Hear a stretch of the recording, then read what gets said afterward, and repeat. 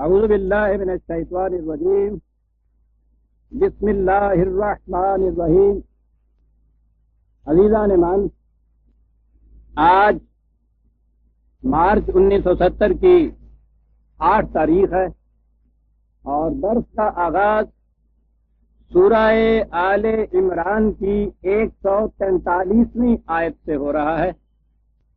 اس آیہ جلیلہ میں جو کچھ کہا گیا ہے وہ اتنا اہم اور بنیادی ہے کہ میں سمجھتا ہوں کہ اس کے متعلق مجھے بڑی تفصیل میں جانا ہوگا اور آپ کو بھی نسبتاً زیادہ غور و فکر سے اسے سننا ہوگا۔ اور بدقسمتی ملاحظہ فرمائیے کہ آج ہی گھر میں بوریا نہ ہوا، لاؤڈ سپیکر فیل ہو گیا، لیکن خیر ہمارا بھی تو آخر ہاتھ اٹھتا ہے گریباں تک۔ بڑی اہم چیز ہے، بڑی عظیم انقلابی چیز۔ آپ کو یاد ہوگا کہ سابقہ آیات میں بات چلی آ رہی تھی جنگ احد سے کے متعلق، جہاں اسلامی لشکر کے تیر اندازوں کے ایک دستے کی ذرا سے غلطی سے فتح مبدل بشکست ہو گئی۔ خود نبی اکرم صلی اللہ علیہ وسلم تیروں کی بچھار کے سیلاب میں گر گئے، اور اگر صحابہ کبار رضی اللہ تعالیٰ عنہم اس قدر جانفشانی سے کام نہ لیتے تو امکان تھا کہ حضور وہاں شہید ہو جاتے۔ بعد میں جنگ میں تو کامیابی ہو گئی، لیکن فطرتاً یہ سوال دلوں میں بیدار ہو گیا کہ اگر رسول اللہ صلی اللہ علیہ وسلم شہید ہو جاتے تو پھر کیا ہوتا۔ بڑا نیچرل تھا اس سوال کا سامنے آنا، اور قرآن کریم نے یہاں اسی چیز کو بیان کیا ہے کہ آپ اگر شہید ہو جاتے پھر کیا ہوتا۔ اس لیے کہ وما محمد الا رسول قد خلت من قبلہ الرسل افئن مات او قتل انقلبتم علی اعقابکم۔ محمد صلی اللہ علیہ وسلم وجوزی نے اس کے خدا کے ایک پیغامبر ہیں۔ آپ سے پہلے بھی اس قسم کے رسول آئے، اپنے وقتوں پر آئے، اپنی عمر پوری کر کے یہاں سے چلے گئے۔ تو کہو اگر یہ کل کو مر جائے یا قتل کر دیا جائے تو تم یہ سمجھو گے کہ بس معاملہ ختم ہو گیا اور پھر تم اپنی سابقہ روش کی طرف پلٹ جاؤ گے۔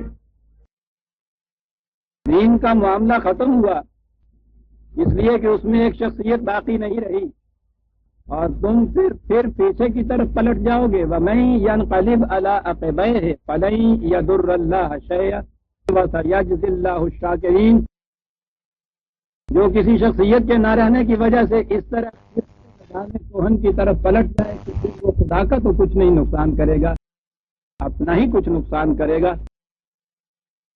جو لوگ اس کی ہدایات کے مطابق بھرپور محنتیں کرتے ہیں ان کا تو نتیجہ ان کے سامنے آ ہی جاتا ہے، اور جو یہ سمجھتا ہے کہ یہ سب کچھ وابستہ تھا ایک شخصیت کے ساتھ، وہ شخصیت نہیں رہی اس لیے معاملہ ختم ہو گیا ہے، وہ اپنا ہی کچھ نقصان کرے گا، ہمارا کچھ نقصان نہیں کرے گا۔ بڑی عظیم چیز جس میں قیامت تک کے لیے ہمارے لیے ہدایت ہے، ساری دنیا کے لیے ہدایت ہے۔ مجھے اس کی تفصیل میں جانے سے پیشتر ذرا چند الفاظ تمہیدی طور پہ گزارش کرنا ضروری ہیں، وہ اس کا پس منظر بن جائے گا اس بات کے سمجھنے کے لیے کہ یہاں کہا کیا ہے قرآن کریم میں۔ انسانی بچہ جب اپنے عہد طفولیت میں ہوتا ہے تو آپ دیکھتے ہیں کہ اس کو قدم قدم پر کسی سہارے کی ضرورت پڑتی ہے۔ ذرا کہیں گر پڑتا ہے تو بے کسی کے عالم میں چاروں طرف دیکھتا ہے، روتا ہے، آوازیں دیتا ہے تاکہ کوئی آنے والا آئے اور اس کو پکڑ کے اٹھائے۔ چلنا سیکھتا ہے تو کسی کی انگلی کے سہارے سے چلتا ہے، 4 قدم چلتا ہے، گر پڑتا ہے، پھر کوئی انگلی پکڑنے والا آتا ہے تو پھر اٹھتا ہے، آگے بڑھتا ہے، اندھیرے سے گھبراتا ہے، تنہا باہر نہیں جاتا، اگر کسی وقت باہر نکل جاتا ہے تو گھر والے چلا اٹھتے ہیں، دوڑتے ہیں، بھاگتے ہیں، اس کو پکڑتے ہیں اور روز اسے کہتے ہیں کہ تنہا باہر نہیں آیا کرتے سڑک پہ۔ پھر رفتہ رفتہ وہ زندگی کی ان شاہراہوں سے مانوس ہوتا ہے، بڑا ہو جاتا ہے، پھر بھی آپ اسے کچھ وقت تک ساتھ رکھتے ہیں، راستے بتاتے جاتے ہیں، راستے کے خطرات جہاں جہاں ہیں اس سے اسے آگاہ کرتے چلے جاتے ہیں۔ وہ بڑا ہوتا چلا جاتا ہے، جوان ہو جاتا ہے، تو اسے نہ یہ خطرات اس کے سامنے باقی رہتے ہیں اور نہ پھر اسے اس طرح کسی سہارے کی ضرورت باقی رہتی ہے۔ وہی بچہ کہ جو ہر قدم پر آپ کی انگلی کو تلاش کرتا تھا، اس کے سہارے کے بغیر 2 قدم نہیں چلتا تھا، 18-20 برس کا جوان بچہ ہو، اسے آپ ساتھ لیں انارکلی کے بازار میں، اس کی انگلی پڑ کے ذرا چلنا شروع کریں، آپ دیکھیے وہ کس طرح سے انگلی چھڑاتا ہے، اسے شرم آتی ہے، وہ جھیمتا ہے، جھجکتا ہے، وہ کہتا ہے ابا جان کیا کر رہے ہیں آپ، میں بچہ ہوں، اب آپ اسی طرح سے مجھے ٹریٹ کر رہے ہیں۔ کسی جوان کو بچے کی طرح ٹریٹ کر کے دیکھیے صحیح، اس کا ریئیکشن کیا ہوتا ہے۔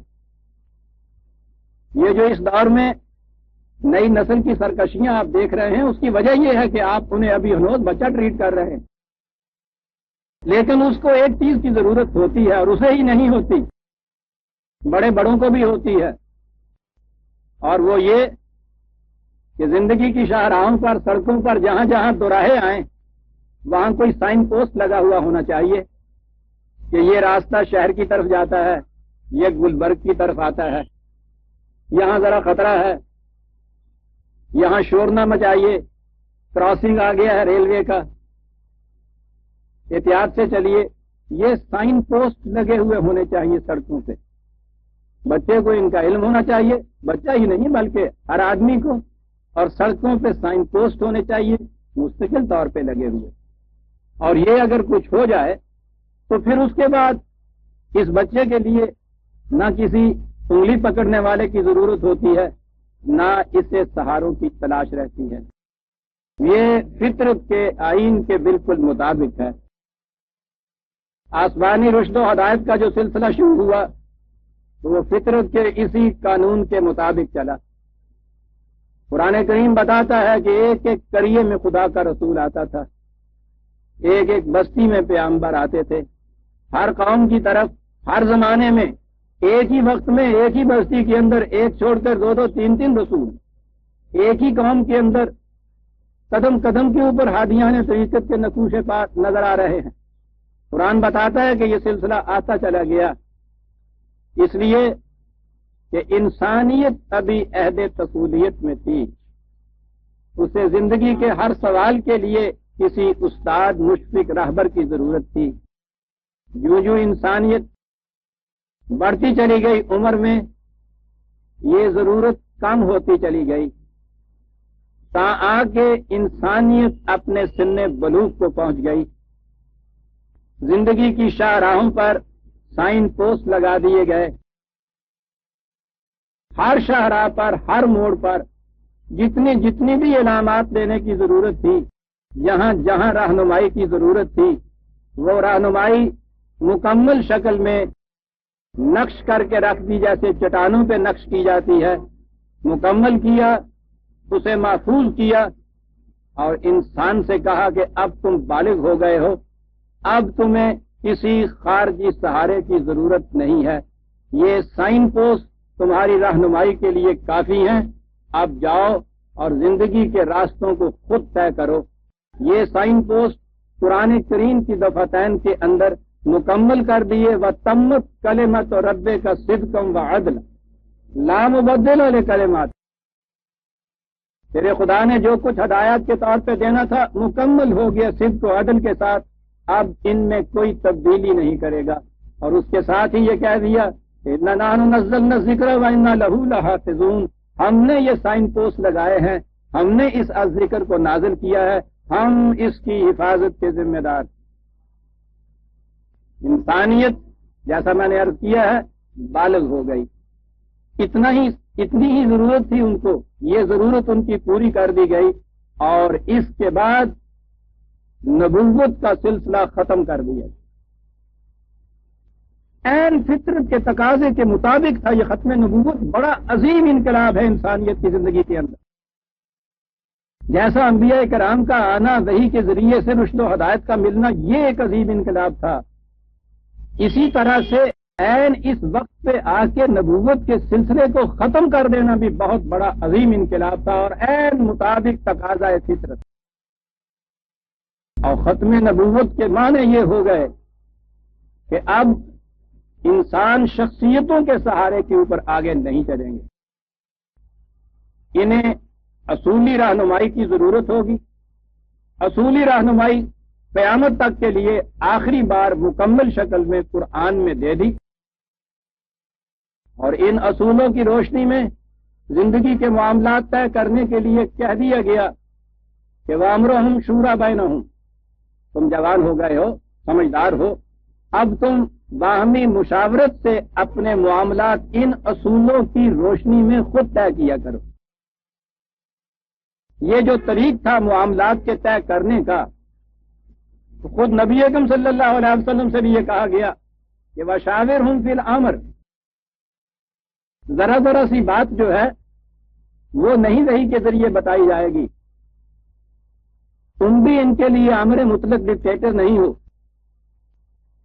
ان کے باہمی مشورے کے ساتھ ان جزیات کو، ان تفصیلات کو طے کیا کرو. یہ ایک نظام تھا جو بنایا، اور ان سے بھی یہ کہہ دیا گیا کہ جو باتیں، جو چیزیں اس میں نہیں دی گئیں، خام خواہ اس کے متعلق سوال نہ کرتے رہا کرو کہ یہ بھی آسمان سے تمہیں ملنی چاہیے، یہ بھی وحی کے ذریعے ملنی چاہیے. اب تم بچے ہو، کہیں بتا دو جی کہ باہمی مشورے سے یہ کچھ کیا کرو. انہیں کہہ دیا گیا کہ یا ایھا الذین آمنوا لا تسألوا عن اشیاء ان تبد لکم تسؤکم وان تسألوا عنها حین ينزل القرآن تبد لکم عفا اللہ عنہا واللہ غفور حلیم. 5/101. اے جماعت مومنین، جن چیزوں کو وحی کے ذریعے سے نہیں دیا گیا تمہیں، خام خواہ وہ چھوٹی چھوٹی سی باتیں جو ہیں وہ یوں نہ پوچھا کرو. قرآن جب نازل ہو رہا ہے تو اس کے اندر اگر ان کا جواب دے دیا گیا تو مشکل میں پھنس جاؤ گے. آپ دیکھا یہ کیا بات کہہ رہی قرآن میں؟ وہاں صورت یہ تھی کہ ذرا ذرا سی بات کے لیے وحی آتی تھی. حضرت نوح علیہ السلام سے جب کہا کہ طوفان سے بچنے کے لیے کشتی کی ضرورت ہوگی تو آپ کو معلوم نہیں تھا. انسان کو اس سے پہلے پتہ نہیں تھا کشتی کیا ہوتی ہے، کیسے بنائی جاتی ہے. قرآن میں یہ ہے کہ ہم نے وحی کے ذریعے سے نوح کو کہا کہ کشتی بناؤ، اور وہ ہماری زیر نگرانی کشتی بناتے تھے.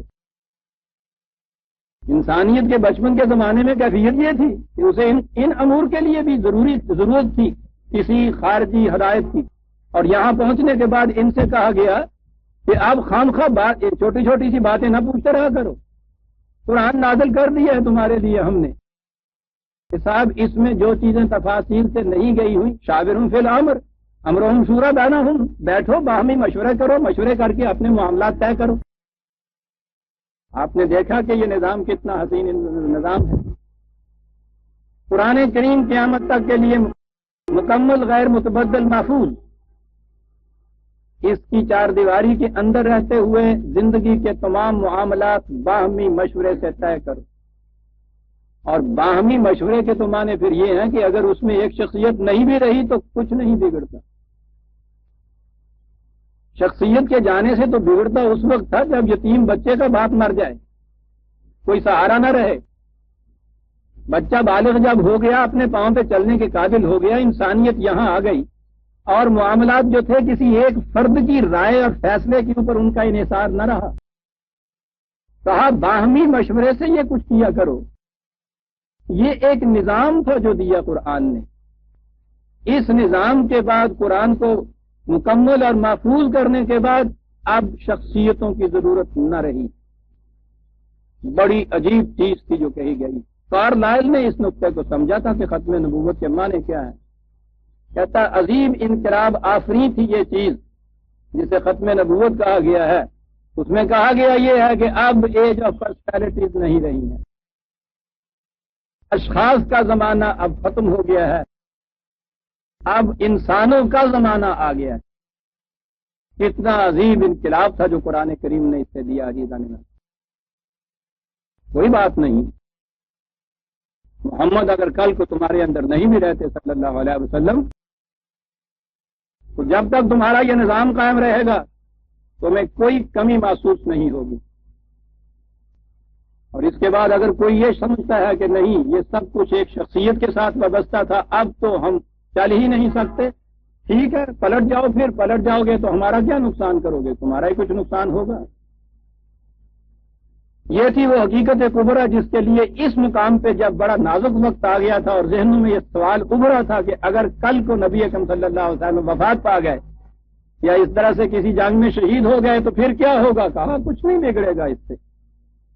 اور یہی تھی وہ حقیقت کبریٰ کہ جس کا اعلان نبی اکرم صلی اللہ علیہ وسلم کی وفات کے بعد جب کوہرام مچ گیا صحابہ کے اندر کہ اب کیا ہوگا، تو آپ کے پہلے جانشین صدیق اکبر رضی اللہ تعالیٰ عنہ انہوں نے اس کوہرام کے عالم میں ممبر پہ کھڑے ہو کر یہ بات کہی کہ کیوں گھبراتے ہو، کیوں پریشان ہوتے ہو، سن لو وہ عجیب فکرے ہیں آپ کے جو آپ نے اس خطبے میں کہے تھے. اور دیکھیے وقت کتنا بڑا نازک تھا، کس قدر غم آلود وہ ایٹماسفیئر تھا. ایسے ہی وقت کے اندر یہ چیز سامنے آتی ہے کہ کوئی کتنا اپنے آپ کے اوپر ضبط رکھتا ہے. کہا گیا لوگوں سن لو، جس کا معبود محمد تھا وہ آج سمجھ لے کہ اس کا معبود مر گیا ہے، اور جو خدائے حیو قیوم کی معصومیت اختیار کیے ہوئے تھا تو اسے معلوم ہونا چاہیے کہ وہ قیامت تک سہمت. کیا تم نے قرآن کی یہ آیت نہیں دیکھی وما محمد الا رسول؟ جہاں وہ قرآن کی آیت پڑھی تھی آپ نے، کیا تفسیر سامنے آتی ہے قرآن میں؟ کچھ نہیں بگڑتا. اور یہی وجہ تھی عزیزان من، یہ اہمیت تھی کہ ایک سانس کے لیے بھی یہ نظم امت جو ہے بغیر مرکز کے نہیں رہنا چاہیے، اس میں انتشار نہ پیدا ہو جائے. کہ انہوں نے تاریخ کا اگر یہ واقعہ صحیح ہے اور اس کی صحت میں شبہ نہیں ہو سکتا کہ رسول اللہ صلی اللہ علیہ وسلم کے دفن کرنے سے پیشتر اس نظام کو استوار پہلے کیا کہ ہر معاملے کا فیصلہ تو نظام نے کرنا تھا، کتنا بھی توقف نہیں کیا. اور کتنی تھی صحیح بصیرت ان دست پروردگان رسالت کی کہ واقعی ایک معاملہ سامنے آ گیا جس میں آپس میں اختلاف پیدا ہوا کہ رسول اللہ صلی اللہ علیہ وسلم کو کہاں دفن کرنا چاہیے.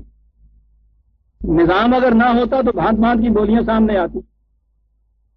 ہمارے ہاں جب قبرستان میں مردے کو لے جاتے ہیں تو آپ کو معلوم ہے نا، نظام نہیں ہوتا، وہ کیسی کھینچا تانی وہاں ہو رہی ہوتی ہے.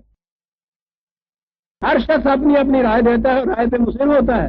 اور وہاں تو عظیم مسئلہ سامنے پیش آیا تھا. اس عظیم مسئلے کے لیے مختلف باتیں سامنے آئیں تو انہوں نے کہا کہ صدیق خلیفۃ اور رسول سے پوچھیے کہ ہمیں کیا کرنا چاہیے. پہلا فیصلہ جو دیا تھا وہ وہی تھا جب حضور ابھی دفن بھی نہیں کیے گئے تھے، نظام قائم ہو چکا ہوا تھا. انہیں معلوم تھا کہ اب معاملات کے اختلافی معاملات کے فیصلے ہم نے کیسے کرنے ہیں. نظام قائم ہو گیا، قرآن ان کے پاس تھا، حضور کے جانشین خلیفہ کی شکل میں موجود ہو گئے، امت مشورے کے لیے موجود تھی، کوئی کمی واقعہ نہ آئی. اسی طرح سے سلسلہ چلتا رہا، کوئی اپنے پچھلے قدم پہ لوٹ کے نہیں گیا، کسی نے اس شخصیت کی کمی کو محسوس نہیں کیا. دیکھا آپ نے کیسے وہ سمجھے تھے ختم نبوت کو، کیسے چلا تھا یہ نظام آگے. بات کیا انہوں نے سمجھی؟ بات انہوں نے سمجھی یہ تھی جو قرآن نے کہا تھا 148 یہاں یہ کہا ہے نا کہ شخصیت کے چلے جانے سے کچھ نہیں بگڑتا، اگر تم اپنے پچھلے پاؤں پہ پلٹ جاؤ گے تو اپنا ہی کچھ نقصان کرو گے. کہا کہ یا ایھا الذین آمنوا ان تطیعوا الذین کفروا یردوکم علی اعقابکم فتنقلبوا خاسرین 5/3/148. بگڑے گا اس صورت میں کہ تم نے اس اسلامی نظام کو چھوڑ کے کفر کا نظام اختیار کر لیا، پھر تباہ ہو جاؤ گے. اگر نظام یہی کام رہا تو پھر کچھ نہیں بگڑے گا. یہ نظام کیا تھا جس سے کفر لازم آ جاتا تھا؟ وہ یہ تھا کہ من لم یحکم بما انزل اللہ فاولئک هم الکافرون 5/44. یاد رکھو کفر یہ ہے کہ قرآن کریم کے مطابق اپنے معاملات کے فیصلے نہ کیے جائیں، اور اور یہ جماعت مومنین ہی سے نہیں کہا گیا تھا، خود نبی اکرم صلی اللہ علیہ وسلم سے بھی یہ کہا گیا تھا وَأَنزَلْنَا إِلَيْكَ الْكِتَابَ بِالْحَقِّ مُصَدِّقًا لِمَا بَيْنَ يَدَيْهِ مِنَ الْكِتَابِ وَمُهَيْمِنًا عَلَيْهِ فَاحْكُم بَيْنَهُم بِمَا أَنزَلَ اللَّهُ، یہ کتاب ہم نے نازل کی ہے تمہاری طرف حق کے ساتھ، اس کتاب کے مطابق معاملات کے فیصلے کیے جاؤ۔ رسول اللہ صلی اللہ علیہ وسلم سے بھی یہی ارشاد تھا کہ قرآن کے مطابق فیصلے کیے جاؤ، اور ان اصولوں کی روشنی میں شاورہم فی الامر، ان سے مشورہ کیا کرو اور فیصلے کیے چلے جاؤ۔ جماعت مومنین سے بھی یہ کہا کہ یاد رکھو ایمان یہ ہے کہ قرآن کے مطابق فیصلے کرے جاؤ، وشاورہم وامرہم شورا بینہم، اور باہمی مشاورت سے ان جزیات کو طے کرتے چلے جاؤ۔ تو رسول اللہ صلی اللہ علیہ وسلم کی وفات کے بعد کمی کس چیز کی آئی ان میں؟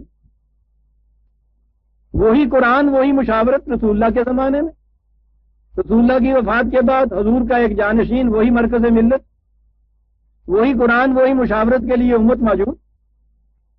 آپ نے دیکھا کہ اس کے بعد ختم نبوت سے کچھ کمی نہیں واقع ہوئی، شخصیتوں کے سہاروں سے انسانیت بے نیاز ہو گئی، اب دور اجتماعیت کا آ گیا، اس طرح سے یہ چیز چلتی گئی آگے۔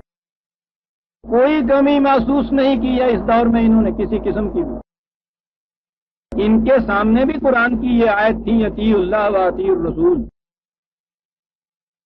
میں آگے چل کے عرض کروں گا کہ پھر اس کے بعد کیا ہوا، انہی آیات کو کس چیز کے لیے شہادت میں پیش کیا گیا۔ ان کے سامنے بھی تھا کہ اللہ کی اطاعت کرو، رسول کی اطاعت کرو، رسول تو موجود نہیں تھے ان میں۔ اگر یہی مفہوم ہوتا جیسا آگے چل کے ہم نے پہنایا ہے ان آیات کو، تو وہیں کھڑے ہو جاتے کہ قرآن کا حکم جو ہے اس آدھے حکم کی تعمیل یہاں نہیں ہو رہی، رسول کی اطاعت کیسے کی جائے، رسول تو ہے نہیں ہم میں، اور آج ہی نہیں ہے رسول تو اب قیامت تک نہیں آنا، تو اطاعت کیسے کی جائے؟ کیا آپ سمجھتے ہیں کہ ان لوگوں نے آدھے اسلام پہ عمل کیا تھا؟ انہیں معلوم تھا کہ اس کا مراد کیا ہے؟ شخصیت کے متعلق تو قرآن نے یہاں کہہ دیا نا، جو ابھی میں نے کہا ہے کہ رسول کے وفات پا جانے سے، دنیا سے چلے جانے سے کچھ نہیں بگڑے گا اس نظام کا۔ اطاعت رسول جسے کہا گیا، یا اطاعت اللہ اور رسول کی اطاعت جسے کہا گیا، یہ کسی فرد کی اطاعت نہیں تھی، ورنہ سیدھی سی بات ہے کہ رسول اللہ کی وفات کے بعد یہ اطاعت ختم ہو جاتی۔ اطاعت تو اللہ ہی کی ہے، رسول سے بھی یہ کہا گیا تھا کہ قرآن کے مطابق تم احکام کے فیصلے کرو، اطاعت تو ہے ہی خدا کی۔ کہا یہ گیا تھا کہ خدا کی اطاعت اپنے اپنے طور پر، انفرادی طور پر تم الگ الگ نہیں کر سکتے، تم نے خدا کی اطاعت کرنی ہے اس نظام کی روح سے جس کا مرکز اول خود رسول ہے۔ ہر اختلافی معاملے میں ان کی طرف رجوع کرو، وہ تمہیں قرآن کے مطابق فیصلے دے گا۔ اس نظام کے تابع جو ہم نے بتایا ہے باہمی مشاورت سے طے کر کے اپنے اپنے طور پہ فیصلے کرنے نہ بیٹھ جاؤ، اس نظام کی طرف ہر اپنا معاملہ ریفر کرو۔ وہ نظام اسی طرح سے انہوں نے قائم کر لیا۔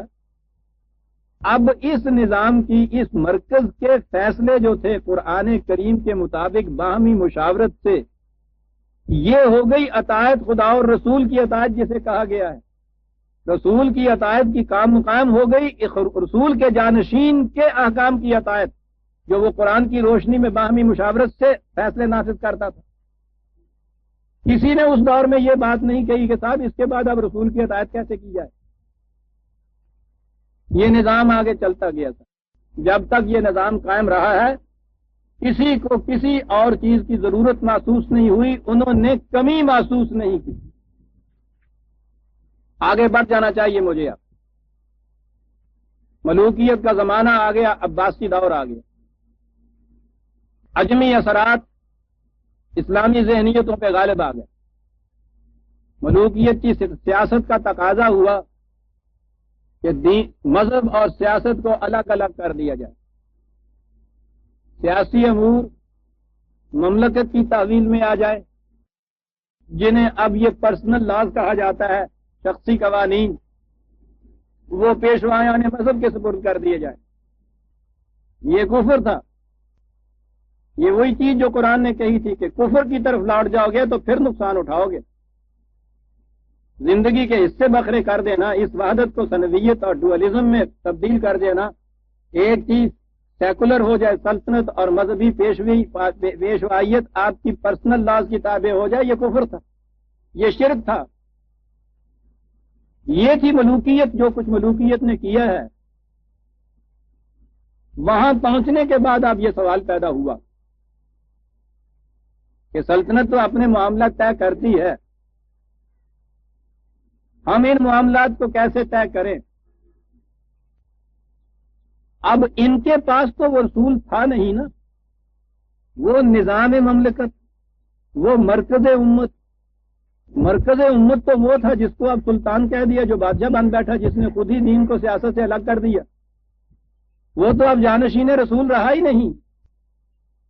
یہ جو ان کا گروہ تھا مذہبیت کا، یہ اگر اپنے ہاں الگ نظام مملکت قائم کرتے تو مملکت اس کی اجازت کبھی نہ دیتی۔ تو اس کے لیے اب انہوں نے کیا کیا؟ اب انہیں ضرورت محسوس ہوئی کہ اطاعت، ہماری اطاعت تو، اپنی اطاعت تو کرائی نہیں جائے گی، کرانی تو اپنی اطاعت تھی، کس نام سے کرائی جائے؟ اب ذہن میں سوال پیدا ہوا کہ خدا کی اطاعت تو سمجھ لیا قرآن کی روح سے، رسول کی اطاعت کیسے کرائی جائے؟ اور یہ تھا وہ زمانہ جو سب سے پہلے یہ خیال پیدا ہوا کہ اب اس کے لیے یہی صورت ہے کہ رسول اللہ صلی اللہ علیہ وسلم کی جو باتیں تھیں ان کو کسی طرح سے اکٹھا کیا جائے، انہیں جمع کیا جائے، تو ان کی اطاعت کا نام رسول کی اطاعت رکھا جائے۔ جب یہ نظام بگڑ گیا ہے آپ کے ہاں، ختم ہو گیا ہے آپ کے ہاں اسلام کا، یہ اس وقت پہلی دفعہ خیال پیدا ہوا۔ آپ کی تاریخ اس کی شہادت دیتی ہے کہ اس سے پہلے صحابہ کبار کے زمانے میں نبی اکرم صلی اللہ علیہ وسلم کی احادیث کا کوئی مجموعہ انہوں نے جمع نہیں کیا۔ میں کہتا ہوں ویسے عقیدتاً ہی کچھ کر لینا چاہیے تھا۔ میں نے عرض کیا تھا عزیزان مان کے بات بڑی اہم سامنے آ رہی ہے، اور اب میں محسوس کرتا ہوں کہ شاید پھر وقت نہیں آئے گا دوبارہ کہ یہ آیتیں سامنے آئیں، اس لیے مجھے جو کچھ بھی میں سمجھا ہوں اپنی بصیرت کے مطابق مجھے تفصیل سے اور اعلانیہ طور پہ آپ حضرات کے سامنے پیش کر دینا چاہیے۔ اس سے پہلے یہ سوال ہی نہیں پیدا ہوا کہ احادیث کے مجموعے مرتب ہمیں کرنے چاہیے، سوچنا چاہیے بیٹھ کر کہ سب سے پہلا کام کرنے کا یہ تھا ان کے لیے۔ اگر یہی مراد تھی کہ رسول اللہ صلی اللہ علیہ وسلم کے ارشادات کے مطابق ہی ہم نے اطاعت کرانی ہے، تو ان کو سب سے پہلے مملکت قائم ہوئی تھی۔ قرآن کریم کی حفاظت اور نشر و اشاعت کا تو اتنا اہتمام انہوں نے کیا کہ امام ابن اعظم کے قول کے مطابق حضرت عمر رضی اللہ تعالیٰ عنہ کے زمانے میں حالانکہ چھاپے خانے نہیں تھے، انہوں نے گنایا ہے کہ قریباً 1,00,000 نسخہ قرآن کریم کا مملکت کے اندر پھیلا ہوا تھا۔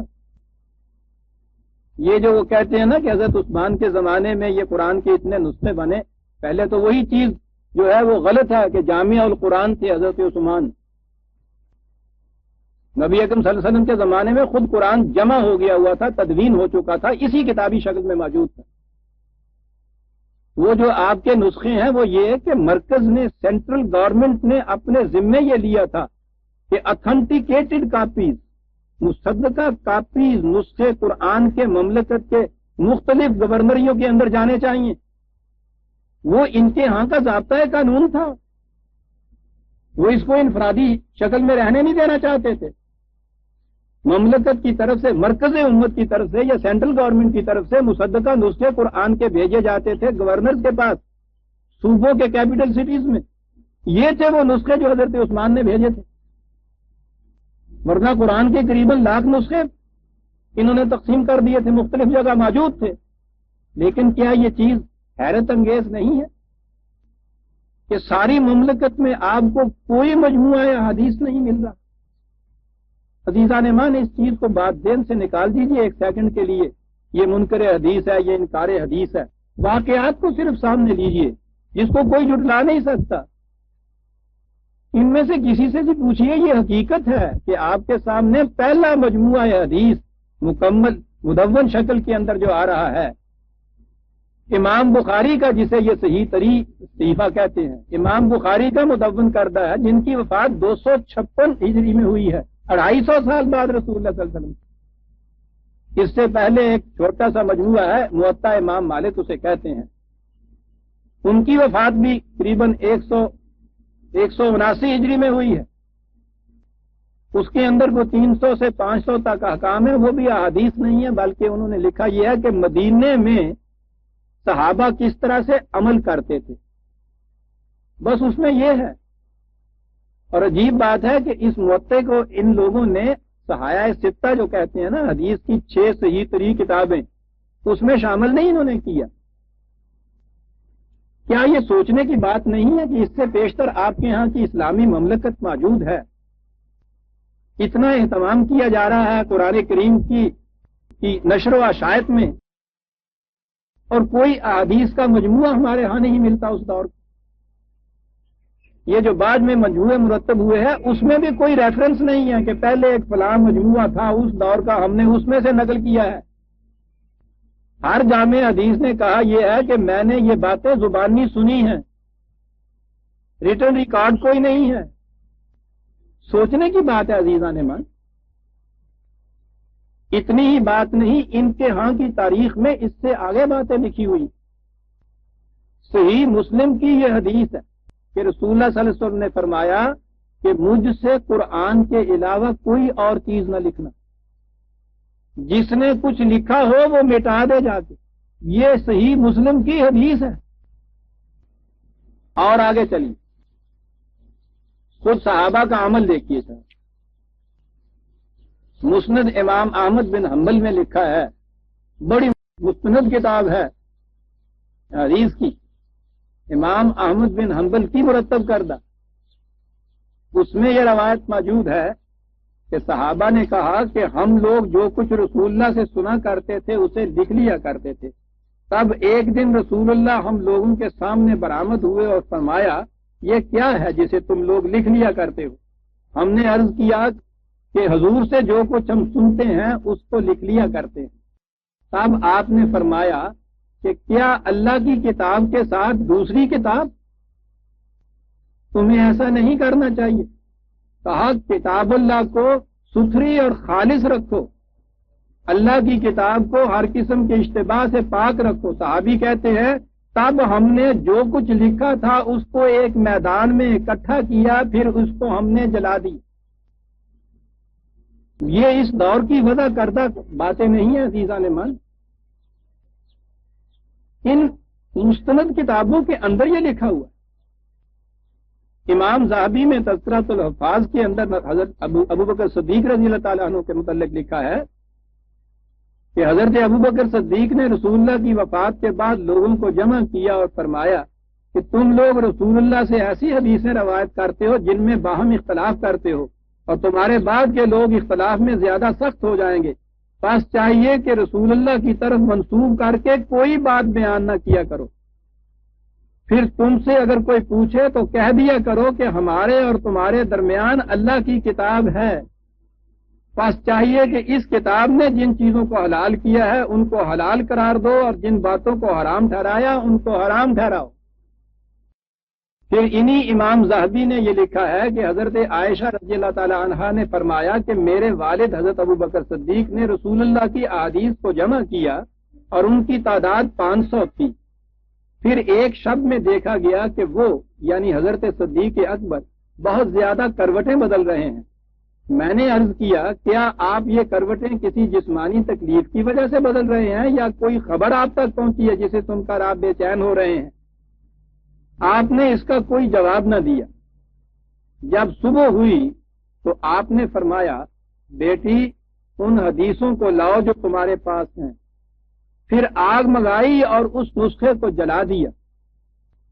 عزیزان من، میں دہراتا چلا جاؤں کہ یہ اس دور کی وضع کردہ باتیں نہیں ہیں، یہ اس زمانے کی ان مستند کتابوں کے اندر یہ واقعات لکھے ہوئے ہیں۔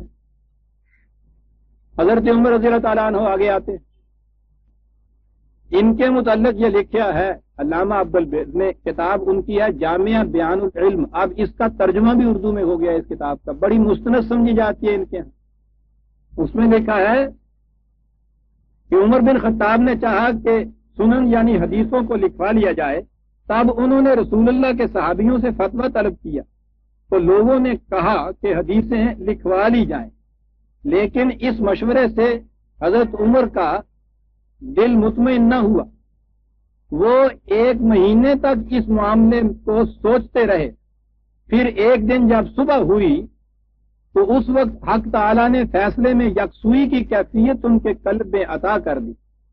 حضرت عمر نے لوگوں سے کہا کہ میں نے حدیثوں کو قلم بند کرنے کا ارادہ کیا تھا، پھر مجھے ان قوموں کا خیال آیا جو تم سے پہلے گزری ہیں کہ انہوں نے کتابیں لکھی اور ان پر ٹوٹ پڑے اور اللہ کی کتاب کو چھوڑ بیٹھی، اور قسم ہے اللہ کی کہ میں اللہ کی کتاب کو کسی دوسری چیز کے ساتھ مخلوط کرنا نہیں چاہتا، اس لیے حدیثیں جمع نہیں کی جائیں گی۔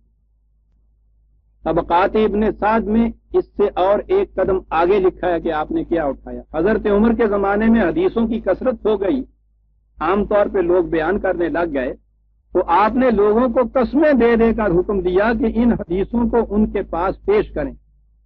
حسب الحکم لوگوں نے اپنے مجموعے حضرت عمر کے پاس پیش کر دیے، تب آپ نے انہیں جلانے کا حکم دے دیا۔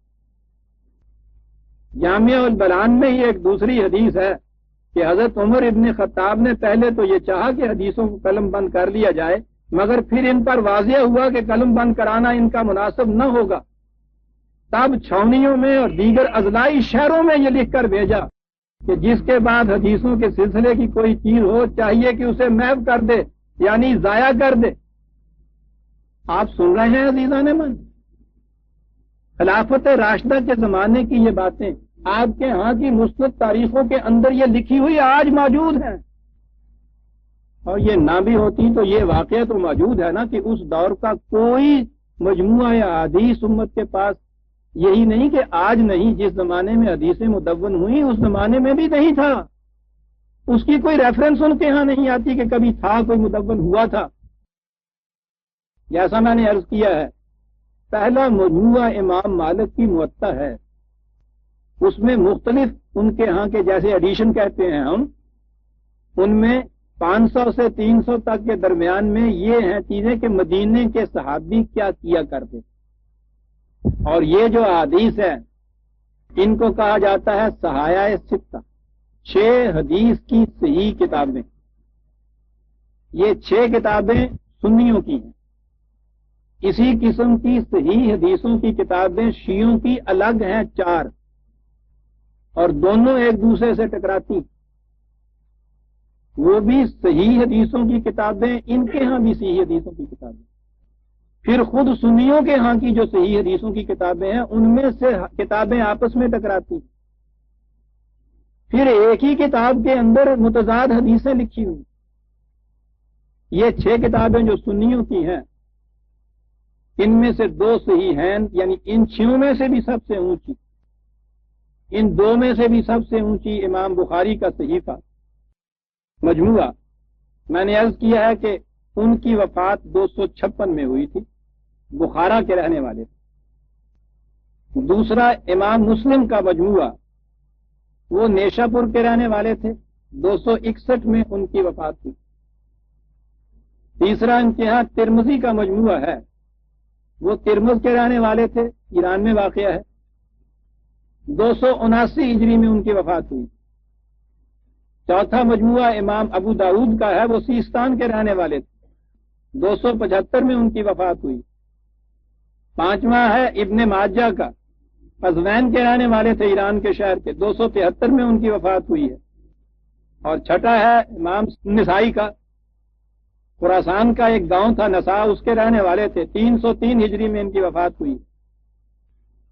خود شیعوں کے ہاں کا بھی جو مجموعہ سب سے اونچا ہے وہ کلینی کا ہے، الکافی جسے کہتے ہیں، ان کی وفات بھی 239 ہجری میں ہوئی تھی۔ اور اس سے آگے جو ان کے ہاں کے مجموعے ہیں، شیخ محمد ابن علی کا مجموعہ جو ہے 381 میں ان کی وفات ہوئی۔ 2 مجموعے ابو جعفر بن محمد بن حسن کے ہیں، 460 میں ان کی وفات ہوئی تھی۔ آپ نے دیکھا شیعہ حضرات کے مجموعوں کو میں الگ رکھتا ہوں، سنی حضرات کے یہ 6 مجموعے آپ دیکھ رہے ہیں، ان میں کوئی جامعہ حدیث عرب کا رہنے والا نہیں ہے، یہ سارے ایران کے رہنے والے۔ شیعہ حضرات کے مجموعوں کے جامعین بھی جو ہیں وہ بھی سب ایران کے رہنے والے۔ 250 سال کے بعد مجموعے مرتب ہوتے ہیں بغیر کسی قسم کے پہلے ریٹن ریکارڈ کے، اور پھر یہ نہیں ہے کہ انہوں نے بس جتنے ان کی مجموعوں میں جو حدیث ہیں ان کو اتنی ہی حدیث ملی تھی۔ وہ میں نے عرض کیا ہے نا، شاید پھر تفصیل سے سنیے کیسے یہ جمع ہوتی تھی۔ وہ کہتے ہیں کہ فلاں شخص سے میں نے پوچھا، انہوں نے کہا کہ ہاں مجھے معلوم ہے رسول اللہ صلی اللہ علیہ وسلم نے یہ فرمایا تھا۔ 250 ہجری کے قریب میں ایک شخص نے مل کے ان سے کہا بھائی تم تو رسول اللہ کے زمانے میں موجود نہیں تھے۔ انہوں نے کہا کہ میں نے اپنے والد سے سنا یا اپنے استاد سے سنا۔ انہوں نے کہا وہ کہاں ہے؟ کہنے کہ وہ وفات پا گئے۔ بھائی وہ بھی رسول اللہ کے زمانے میں تو نہیں تھے، انہوں نے اپنے والد یا اپنے شیخ سے سنا تھا۔ 250 سال کے عرصے میں عزیزان جتنے درمیان میں آتے ہیں، 5-6 تو درمیان جن میں پیڑیاں کہندے آگے نہیں، اتنی تو آتی ہیں نا درمیان میں، اور یہ ساری زبانی باتیں ہیں۔ یہی وجہ ہے کہ صحیح ترین جو کتاب کا مجموعہ ہے ان کے یہاں، اس میں بھی اور ہر مجموعے کی ہر حدیث کے آخر میں لکھا ہوا ہوتا ہے، شروع میں ہوتا ہے قال رسول اللہ صلی اللہ علیہ وسلم، رسول اللہ نے فرمایا، اس کے بعد ہوتی ہے وہ حدیث یا قول، یہ فرمایا، آخر میں ہوتا ہے او کما قال رسول اللہ، یہ یا جیسا فرمایا ہو آپ نے۔ ہر حدیث کے بعد یہ لکھا ہوا ہوتا ہے۔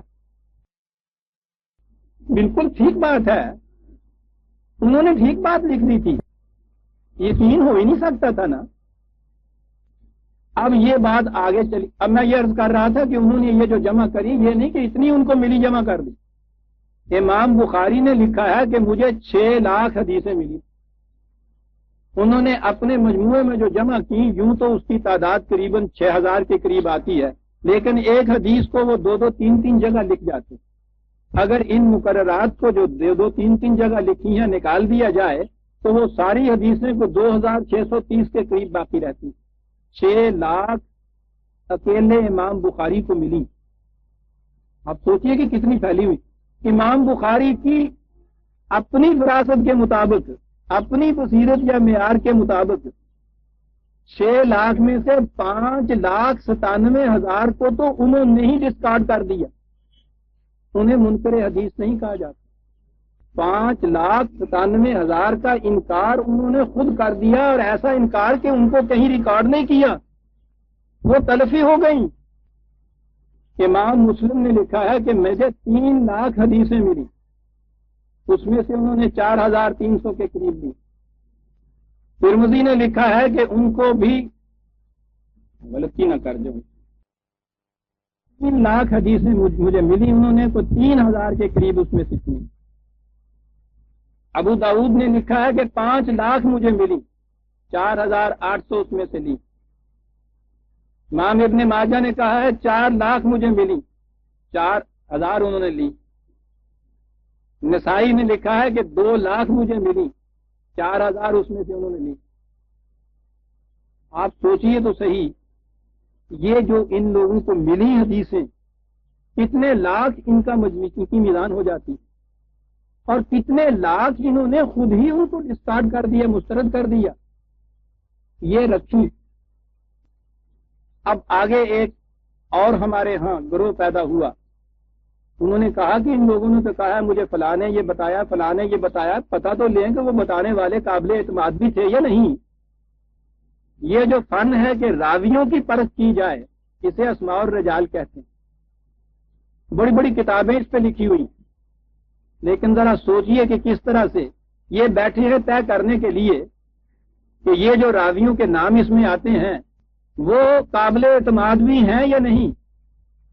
ان کی وفات کے بعد، یعنی یہ تو سے بھی 250 سال کے بعد مدون ہوئے، یہ اسماء الرجال والے ان سے بھی 200-300 سال بعد بیٹھے، 500-600 سال بعد بیٹھ کے یہ ان لوگوں کے متعلق فیصلہ کرنے بیٹھے کہ قابل اعتماد کون کون سا ہے اس میں سے۔ اب وہ آپ سوچئے تو صحیح کہ کیا یہ ہیومنلی پاسبل ہے کسی کے لیے کہ 500-600 سال بعد بیٹھ کے اس دور کے لوگوں کے متعلق 250 سال میں جو گزرے ہیں یقینی طور پہ یہ کہہ سکے کہ یہ کس حد تک قابل اعتماد تھے اور کس حد تک نہیں تھے، اور پھر یہ اعتماد اور عدم اعتماد جو تھا اس کی بنیادی اصول کیا تھے۔ اس راوی میں کچھ شیعت کے عقائد میں شیعت کی جھلک ملتی ہے، اصول قرار پا گیا کہ سارے ایسے راوی جو ہیں وہ جھوٹے، یعنی پورے کا پورا گروہ ہی اس قسم کا وہ شیعہ حضرات کے نزدیک سنیوں کا پورا گروہ جھوٹا، ان کے نزدیک ان کا گروہ جھوٹا، ایک چلیے۔ اب اس کے بعد ان میں سے بھی امام بخاری کے نزدیک امام ابو حنیفہ جھوٹے، ناقابل اعتماد، ان کی کوئی حدیث نہیں لینی چاہیے۔ بھئی کیا جرم انہوں نے کیا کہ جی ان کا عقیدہ یہ تھا کہ ایمان گھٹتا بڑھتا رہتا ہے عمل کی بنا پر، ناقابل اعتماد، کوئی نہیں حدیث لی جائے گی۔ مولانا صاحب ناقابل اعتماد، ان کا عقیدہ یہ تھا کہ گرم پانی سے وضو کرنا جائز ہے، اس قسم کی چیزیں ہیں۔ اور پھر آپ سوچئے کہ اس معیار اور اس تحقیق کے بعد فیصلے کیے کہ یہ راوی جو ہیں ثقہ ہیں۔ آپ نے دیکھا کہ ثقہ کا ایک لفظ آتا ہے، جو حدیثیں یہ روایت کر دیں وہ قابل اعتماد حدیثیں ہیں۔ میرے بھائیو، یہ ہے جو چیز اس طرح سے طے پائی۔ ایک تو وہ ضرورت پیش آئی،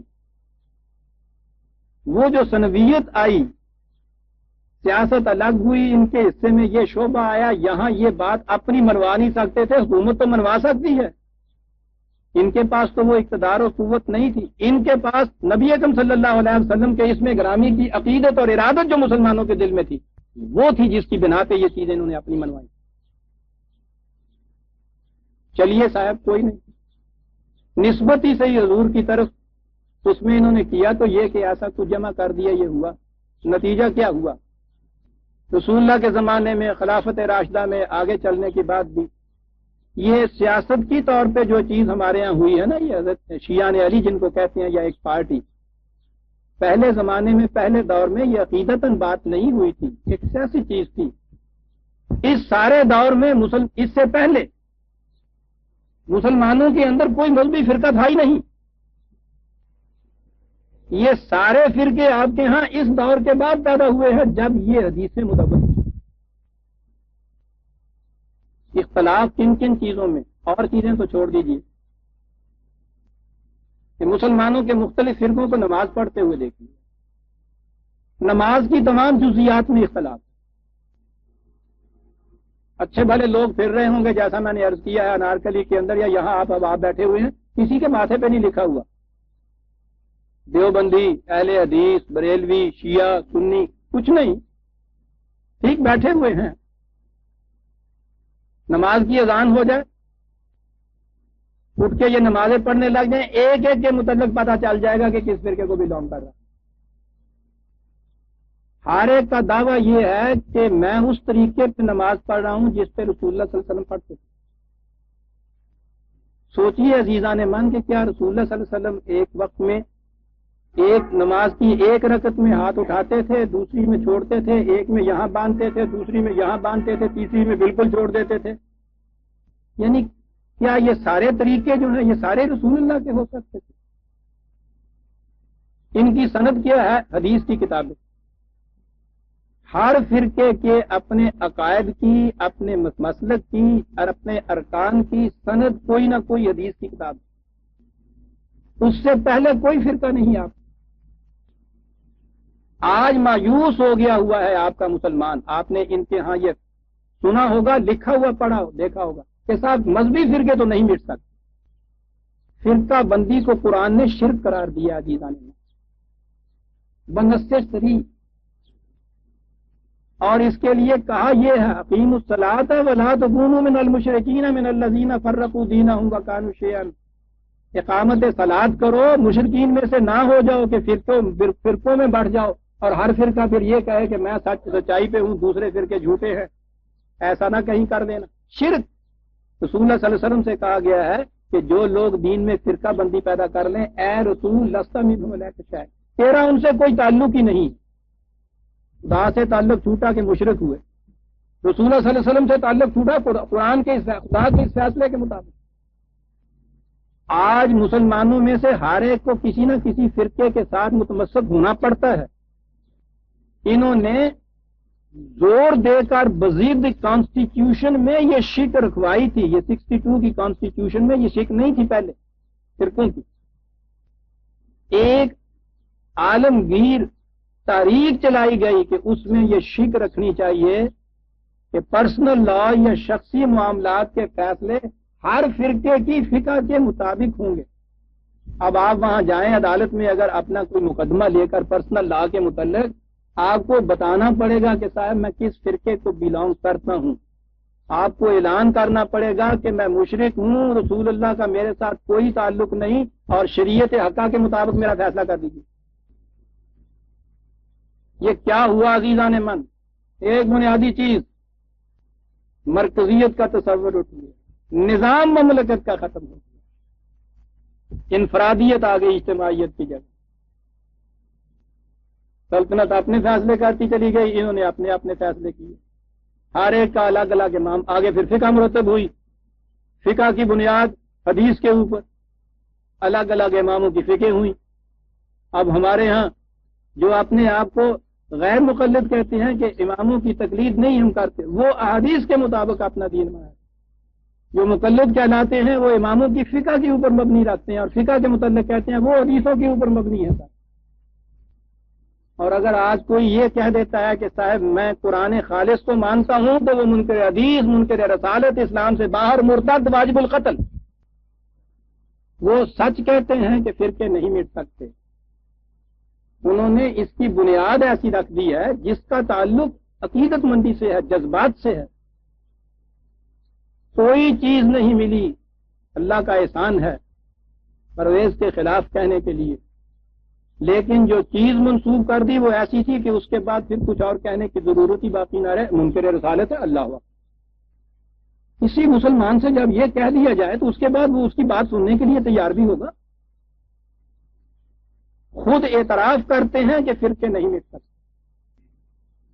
یہاں پہنچ گیا ہے آپ کا اسلام میرے عزیزوں، یہاں پہنچ گیا ہے آپ کا اسلام، جسے شرک قرار دیتا ہے وہ چیز نہیں مٹ سکتی، جس سے رسول اللہ کو کوئی تعلق باقی نہیں رہتا، کہتے ہیں وہ نہیں مٹ سکتی، اب نبوت ختم ہو گئی، یہ شرک اور کفر مٹ نہیں سکتا۔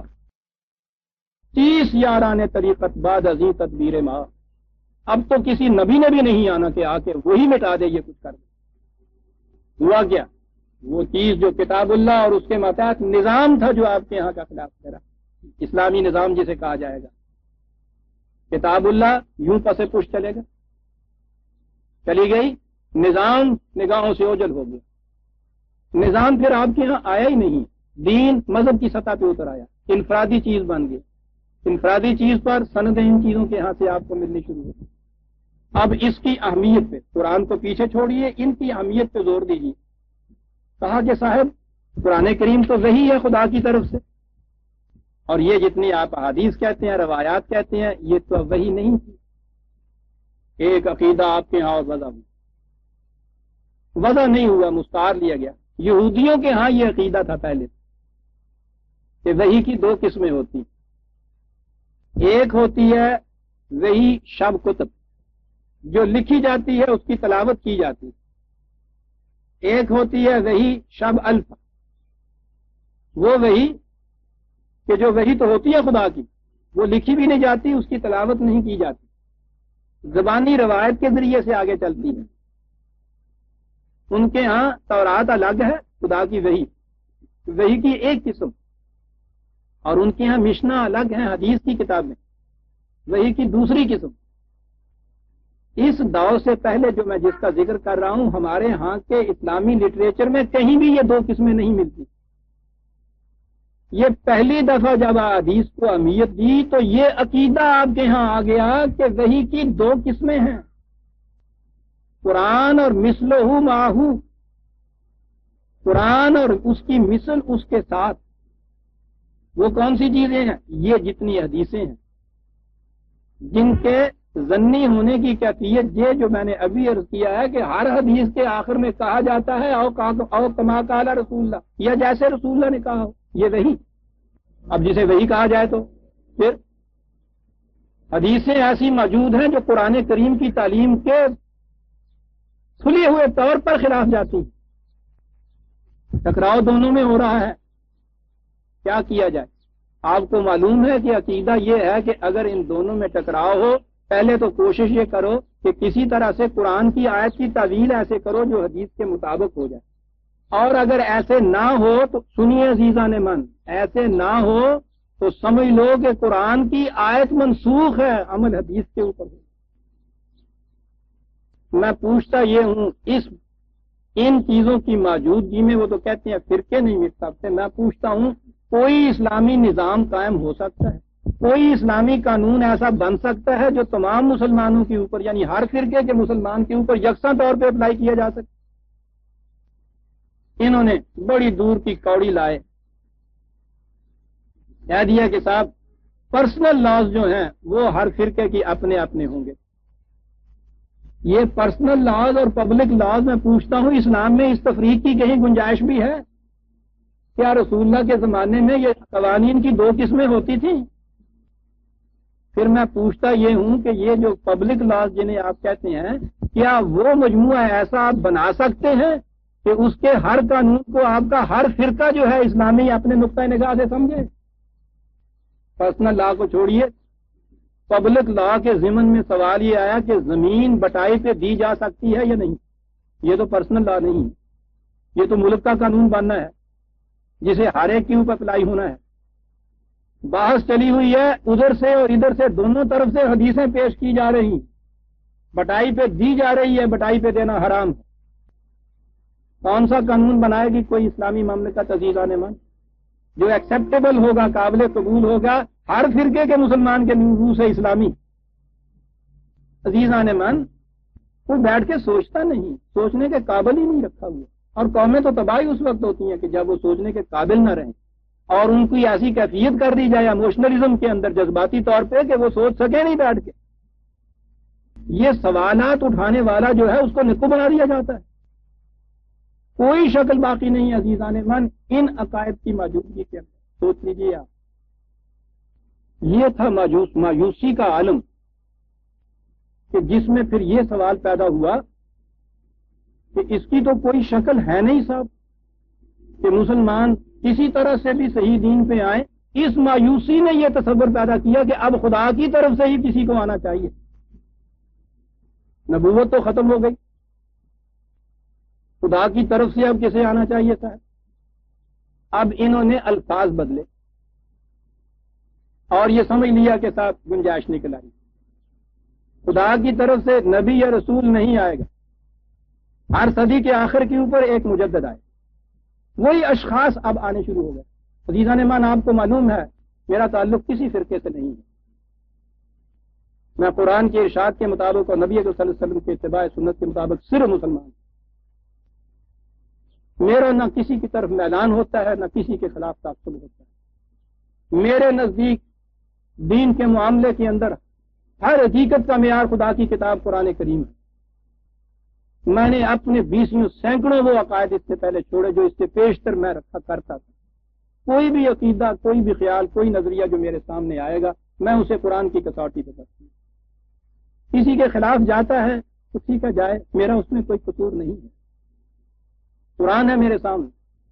قرآن نے عزیزان من نبوت کا خاتمہ اس لیے کیا تھا کہ اشخاص کی طرف نگاہیں نہ اب اٹھانا شروع کر دو، تو بالغ ہو چکے ہوئے ہو۔ قرآن کو محفوظ اس لیے رکھا گیا تھا کہ اب اس کے بعد کسی کتاب کی ضرورت نہیں، جب کتاب کی ضرورت نہ ہو تو آسمان سے کسی کے آنے والے کی ضرورت نہیں ہوتی، وہ خالی ہاتھوں کوئی نہیں آتا، نام کچھ بھی رکھ لیجئے۔ اب میں بتاتا ہوں فرق کیا ہوتا ہے۔ علم حاصل کرنے کی صلاحیتیں وہ تو یہ ٹھیک ہے، ہر بچہ پیدائش سے اپنے ساتھ ایک دماغ لاتا ہے، آنکھیں لاتا ہے، کان لاتا ہے، یہ ٹھیک ہے، جسے کہیے یہ خدا کی طرف سے عطا کرنا ہے، کسی کی خریدی ہوئی نہیں ہوتی۔ ان کے ذریعے سے انسان معلومات حاصل کرتا ہے، ان معلومات سے کسی نتیجے پہ پہنچتا ہے، اس کے بعد علم حاصل کرتا ہے، مطالعہ کرتا ہے، مشاہدہ کرتا ہے، خود پھر کسی بات پہ پہنچتا ہے، اسے کہتے ہیں انسان اپنے فکری طور پر کوئی چیزیں ہیں جن کو حل کرتا ہے۔ یہ تو عام علم کا طریقہ ہے۔ ایک عقیدہ یہ اس کے خلاف تھا کہ نہیں، انسان کی اپنی فکری طور پر کوئی چیز پیدا کرتا نہیں، بلکہ خدا اس کو براہ راست ایک چیز کا علم دیتا۔ ایک علم تو یہ ہے نا کہ آپ نے تجربے سے، مشاہدے سے یہ دیکھ لیا کہ سینکیا زہر ہے، اس کے لیے آپ اس سے پوچھئے تو آپ کو وہ دلائل دے گا، آپ کو مشاہدہ بتائے گا، کر کے دیکھ۔ یہ انسان کی فکری تحقیق ہے۔ ایک یہ چیز ہے کہ خدا کسی انسان کو براہ راست یہ بتا دے کہ اس چیز کے قریب نہ جانا، یہ زہر ہے، یہ اس کی اپنی فکر کی پیدا کردہ چیز نہیں ہے۔ اسے کہتے ہیں خدا کی طرف سے براہ راست علم ملنا۔ قرآن کی روح سے اسے وحی کہا جاتا ہے۔ ختم نبوت کے معنی یہ ہے کہ یہ جو طریقہ ہے نا علم کا، یہ طریقہ بند کر دیا خدا نے۔ بچہ باپ سے جو کچھ لیتا ہے وہ آپ کا اس کا فکری پیدا کردہ نہیں ہوتا۔ جب ہم بچے سے کہتے ہیں نا کہ بیٹا یہ آ کے قریب نہ جانا، تو بچے نے سوچ سمجھ کے یہ فیصلہ نہیں کیا ہوتا، وہ ہم سے یہ چیز لیتا ہے، اس کا اپنا فیصلہ نہیں ہوتا۔ وحی کی یہی کیفیت ہوتی ہے کہ خدا براہ راست کسی کو معلومات باہم پہنچاتا ہے، وہ معلومات اس کے اپنے ذہن کی پیدا کردہ نہیں ہوتی۔ اسے کہتے ہیں وحی۔ خدا نے ختم نبوت سے کہا کہ یہ طریق بند کر دیا ہے اب تمہارے لیے طریق علم یہی ہے، مطالعہ کرو، مشاہدہ کرو، علم حاصل کرو، خود آواز کے ذریعے سے ڈیٹا اکٹھا کرو، فکری طور پہ کسی نتیجے پہ پہنچو، اسے پھر آزما کے دیکھو، یہ ہے طریقہ۔ اس کے معنی ہے ختم نبوت۔ علم خدا کی طرف سے علم ملنے کا یہ طریقہ ختم کر دیا۔ اب عزیزان مان، اگر اس کو وحی کی جگہ آپ الہام کہہ دیں تو اس سے حقیقت تو نہیں بدل جاتی۔ وہ جو اندر ایک گھٹن تھی نا کہ ختم نبوت کے بعد وحی کی دعویٰ کس طرح سے کر دیا جائے، ماننے کو تیار ہی نہیں ہو سکتا تھا مسلمان۔ اس کی جگہ انہوں نے الہام اور کشف اور اس قسم کی اصطلاحیں وضع کی۔ اس کا نام نبی نہیں رکھا، اس کا نام کہیں اولیاء کرام رکھا، چھوٹے درجے۔ آگے آگے بڑھے تو اس کا نام مجدد رکھا۔ یہ اصطلاح بھی ہمارے ہاں پہلے نہیں ملتی۔ تاریخ میں ہوا یہ تھا، بنی امیہ کے زمانے میں خلیفہ عمر بن عبدالعزیز جو تھے، انہوں نے بہت سی ایسی چیزیں جو اس دور میں خلافت راشدہ کے خلاف جا رہی تھیں، وہ رائج ہو گئی تھی، انہوں نے ان چیزوں کو مٹایا اور ان کی جگہ سے خلافت راشدہ کے زمانے کی چیزوں کو اثر نو احیا کیا ان کا۔ لوگوں نے جب یہ چیز ان میں دیکھی تو ان کے متعلق یہ کیا کہ یہ تو مجدد ہے اس مسلک کا کہ جو خلافت راشدہ کے زمانے میں تھی، انہوں نے پھر سے تجدید کیا اس کی۔ یہ لفظ جو انٹروڈیوس ہوا آپ کے ہاں، نہ حضرت عمر بن عبدالعزیز نے یہ دعویٰ کیا کہ میں مامور میں اللہ ہوں، خدا کی طرف سے مجھے یہ علم ملتا ہے، نہ لوگوں نے ان کے متعلق یہ سمجھا تھا۔ اتفاق سے حضرت عمر بن عبدالعزیز پہلی صدی کے آخر پہ ہوئے، 100 اور 101 میں ہوئے ہیں نا وہ۔ اس کے بعد کسی کے ذہن میں یہ بات آئی اور ایک فکرہ عربی کا آپ کے یہاں آ گیا کہ ہر صدی کے آخر میں ایک مجدد خدا کی طرف سے مامور من اللہ آیا کرے گا، جو یوں علم حاصل کرے گا خدا سے براہ راست، وہی نہیں کہا، پیغمبر نہیں کہا، بات وہی کہی، اور اس کو مکینیکل بنا دیا، یعنی 100 سال اس سے پیشتر کتنی ضرورت کیوں نہ محسوس ہو نہیں آئے گا، اس وقت کا ضرورت ہو یا نہ ہو آئے گا، کیونکہ 100 ہی سال کے بعد آنا ہے۔ عزیزان من دیکھیے کیا عقائد آپ کے ہاں آئے ہیں۔ یہ تصور میں نے عرض کیا ہے اس مایوسی کا پیدا کردہ ہے، فرقے نہیں بند ہو سکتے، پھر ایک مرکز پہ نہیں آ سکتے، اسلام کا اعیاد نہیں ہو، ان چیزوں کی موجودگی میں نہیں ہو سکتا تھا۔ فکر صالح اگر ہوتی تو یہ ہوتا کہ یہ جو چیزیں بعد میں ہمارے ہاں آئی ہیں ان کو ہٹا دیا جائے، وہی نقشہ پھر پیدا ہو سکتا ہے۔ ان کو تو ہٹایا نہیں جائے گا، ان کے رکھتے ہوئے کوئی طریقہ نہیں تھا، مجدد آئیں گے۔ ایک تصور وہ آیا کہ صاحب ان سے بھی کچھ نہیں بنتا، آخر الزمان ایک امام آئیں گے۔ میں نے عرض کیا ہے کہ مجھے شیعہ حضرات کے اس عقیدے سے کوئی تعلق نہیں ہے، ان کے ہاں یہ چیز جزو ایمان ہے، سنیوں کے ہاں تو آنے والے کا تصور تھا ہی نہیں، ان کے ہاں بھی وہ تصور آیا۔ یہ تصور نیا نہیں ہے جو انسانوں میں پیدا ہوا، دنیا کی ہر قوم میں رسول آئے، رسولوں کے جانے کے بعد وہی کیفیت ان کے ہاں پیدا ہوگی جو ہمارے ہاں پیدا ہوئی۔ اس کے بعد انہوں نے کیا کیا، ہر ایک نے یہ عقیدہ نکالا کہ صاحب ایک آئے گا آنے والا، ہر مذہب نے دنیا کے یہ عقیدہ نکالا مایوسی کے زمانے میں آئے گا آنے والا. بچہ جب تک کھیلتا پھرتا رہتا ہے اس کو ضرورت ہی نہیں ہوتی، تصور بھی نہیں آتا کہ ماں کو آواز دوں یا ماں آئے گی. گرتا ہے جس وقت اس وقت اس کو یاد پڑتا ہے کہ کوئی آئے مجھے اٹھانے والا.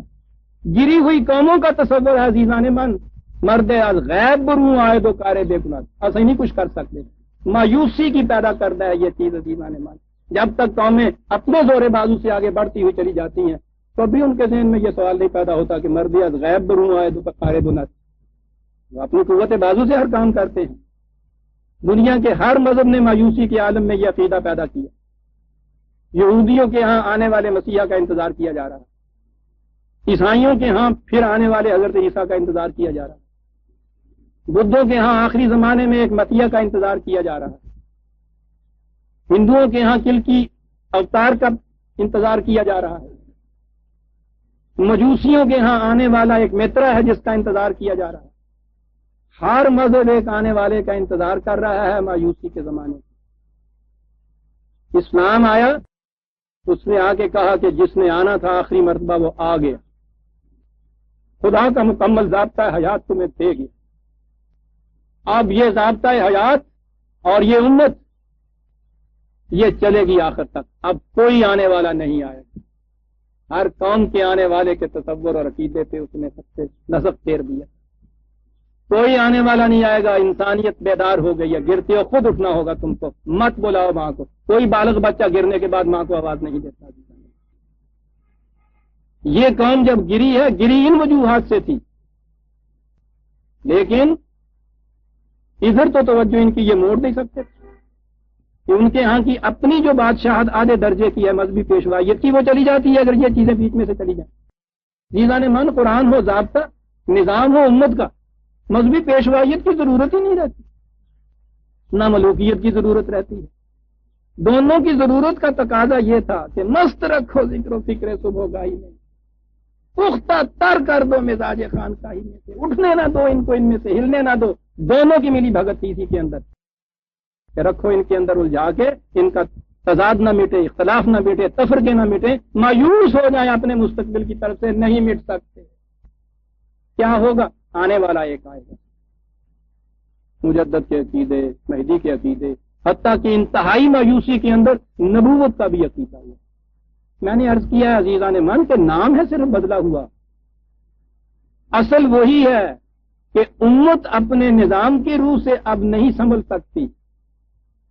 کوئی آنے والا آئے گا خدا کی طرف سے، وہ ان کو آ کے سنبھالے گا.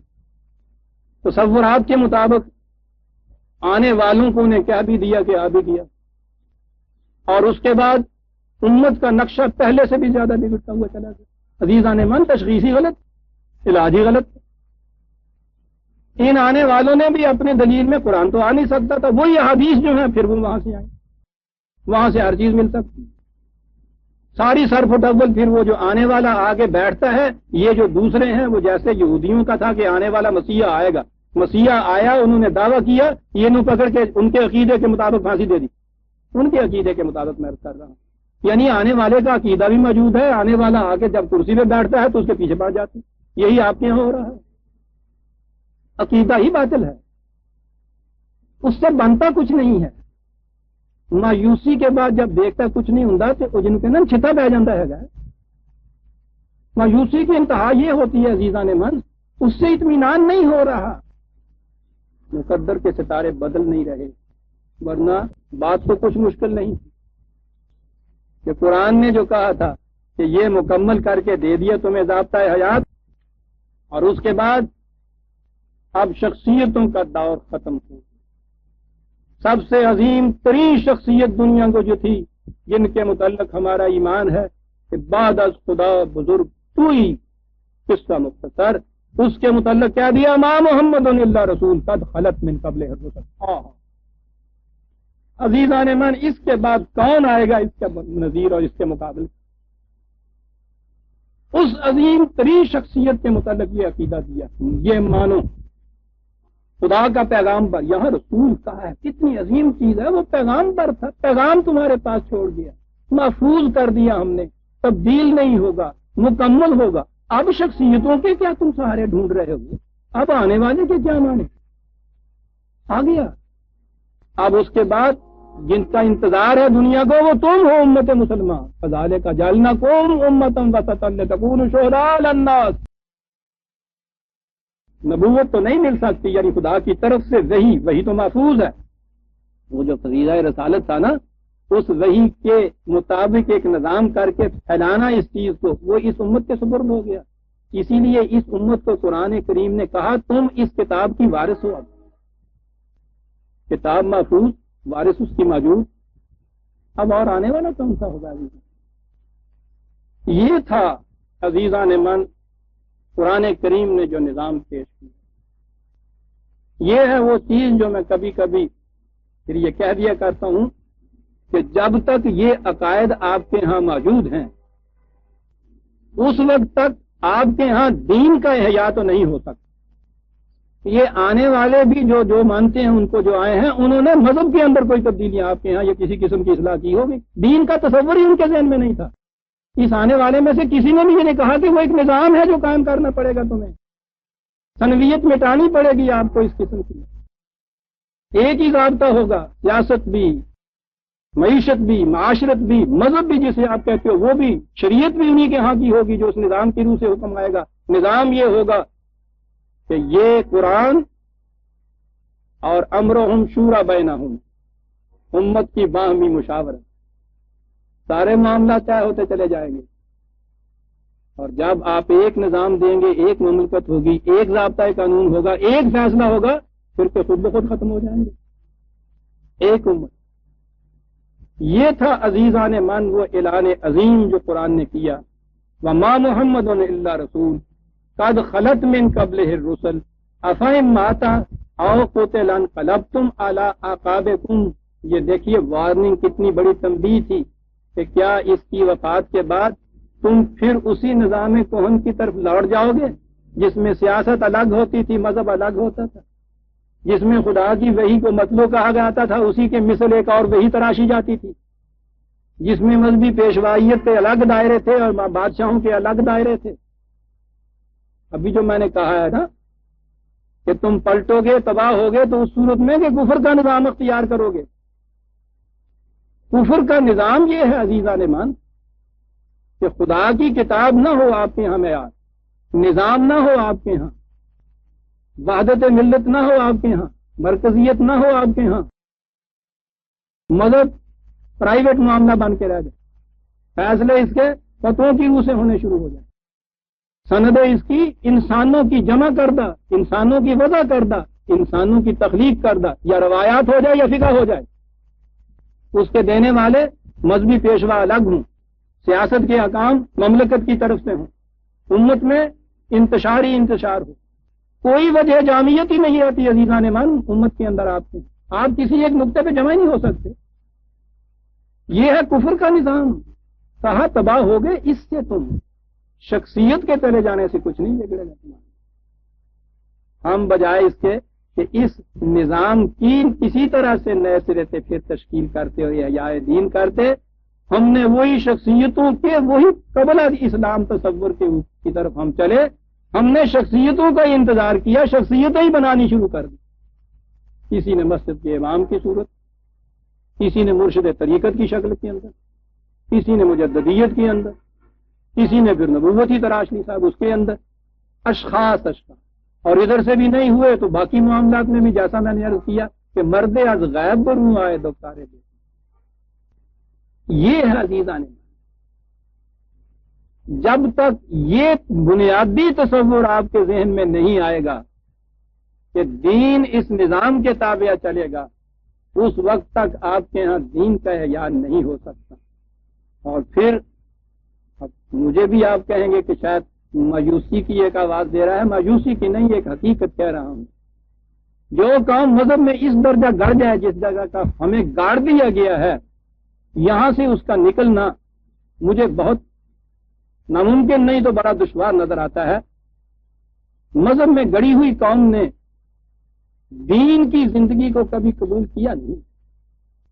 رسول اللہ صلی اللہ علیہ وسلم کے زمانے میں بھی ایک گروہ عظیم تھا، نصارہ کا، یہودیوں کا، مجوسیوں کا، اہل مذہب کا، اس کے مقابلے میں یہ عرب کے، جن کو مشرکین عرب کہتے ہیں، یہ لوگ تھے جن کی طرف کوئی قرآن کہتا کتاب ان کے پاس تھی ہی نہیں، یعنی وہ مذہب میں تھے ہی نہیں، زیادہ سے زیادہ جہالت تھی ان کے ہاں، کچھ مذہب نہیں تھا ان کے ہاں۔ نبی اکرم صلی اللہ علیہ وسلم کی اس دعوت کے اوپر شروع سے آخر تک آپ دیکھیے، انہوں نے تو لبیک کہا، ان اہل کتاب میں سے کوئی نہیں آیا بجز دو چار کی۔ وہ گسالے کی محبت اتنی دل کی گہرائیوں میں اتر چکی ہوتی ہے، ایمان، شخصیتوں کا احترام اتنا بڑا دل کی گہرائیوں میں اتر چکا ہے ہوتا ہے، یہ اس کو چھوڑ نہیں سکتا۔ ان کے ہاں معیار حق و باطل شخصیت بن جاتی ہے، جہاں شخصیت بنی معیار حق و باطل، پھر آپ کے ہاں حق نہیں آ سکتا، شخصیت معیار ہو جاتی ہے۔ قرآن نے جب کہا تھا کہ نبوت ختم ہو گئی تو اس نے کہا تھا معیار شخصیتیں نہ بنانا، اس کے بعد معیار خدا کی کتاب بنانا۔ جب تک عزیزان من یہ قوم یا دنیا کی کوئی قوم جو وہ اس پہ نہیں آئے گی کہ معیار خدا کی کتاب اور اس کے بعد نظام امت کا باہمی مشاورت سے، وہاں سے فیصلے شریعت، ایک مرکز، ایک ضابطۂ قانون، ایک نظام، ایک امت، اس وقت تک اسلام پہ تو نہیں کوئی قوم چل سکتی، مذہبوں کے اوپر چلے گی، خواہ نام اپنا کچھ بھی کیوں نہ رکھ لے اور اپنی نسبتیں کسی کی طرف بھی کیوں نہ کر جائے۔ ایک آنے والا چھوڑ کر اپنے ذہن کی تخلیق کردہ سینکڑوں بلا بھیجیے، ہزاروں بلا دیجیے، دن بدن حالت ابتر سے ابتر ہوتی چلے جائے گی۔ میں نے اپنی بصیرت کے مطابق آج عرض کیا اسلام کیا تھا، کیا سے کیا ہم ہو گئے، آج شکل کیا ہے، پھر سے زندگی کس طرح سے واپس آ سکتی ہے۔ مجھے معلوم ہے کہ اس میں یہ چیزیں جو میں نے کہی ہیں پھر وہی عقیدت کے جو تار ہیں ان کو چھیڑ رہی ہیں دلوں کے اندر۔ میں یہ نہیں کہتا کہ آپ میری بات مانیں، میں یہ کہتا ہوں کہ جو کچھ میں نے کہا ہے خالی ذہن ہو کر ٹھنڈے دل سے اس کو غور کریں، کبھی پھر سوچیں کہ آپ کے ہاں کی خود حقیقتیں کیا کہتی ہیں اس کے لیے، پھر اس کے بعد کسی نتیجے پہ خود پہنچیے کہ کیا چیز، پھر اس چیز کو مانیے۔ ورنہ اگر آپ وہی شخصیتوں کی ارادت مندیوں میں آ گئے تو پھر تو دین کی طرف نہیں آتا۔ خدا کا یہ آخری پیغمبر شخصیتوں کو ختم کرنے کے لیے آیا تھا، شخصیتیں بنانے کا پیغام دینے کے لیے نہیں آیا تھا۔ ربنا تقبل منا انک انت السمیع العلیم۔